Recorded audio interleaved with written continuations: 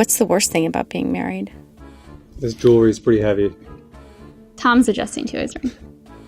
She gets my money now. You have someone that knows you just as much as you know yourself, or sometimes more than you know yourself, like things you're not even aware of. So when I say, no, I'm not mad, she's like, yeah, you are. Let's talk. You know, you have to face yourself.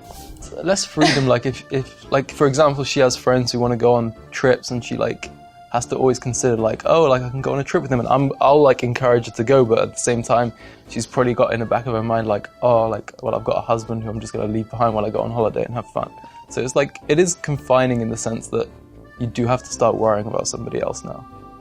When you need your time to yourself, which everybody does, and we both value it a lot. Yes.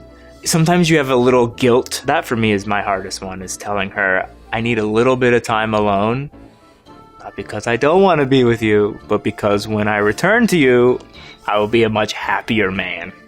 The pressure that comes with the title, like, oh, you know, that's your husband, you're supposed to do this. Yes, you know, expectations. You're supposed to do that. And like Financial security. If I fell off a cliff before we got married, I'd be like, well, I fell off a cliff.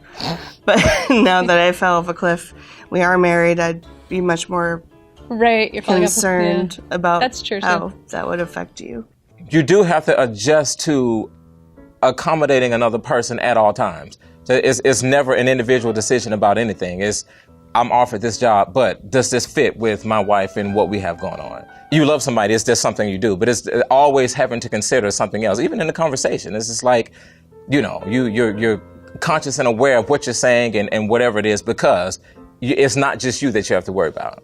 Sometimes you get into this realm where you expect the person to react the way you react. If you clean and the person doesn't clean, you have to work through that because it's a commitment. So you can't just be like, okay, I'm done with putting your dirty clothes in the laundry and I'm out. The fight. The worst thing about being married is fight. I hate to fight. We're busy. Our house is very busy. Yes. I wish I had a little bit more time to do nothing. Yes. But we have 3 kids, and it's just a busy, busy household. Mm-hmm. I can't think of anything. Oh, we're talking about getting a new bed. I was thinking the same thing. Yeah, one likes it soft and one likes it hard.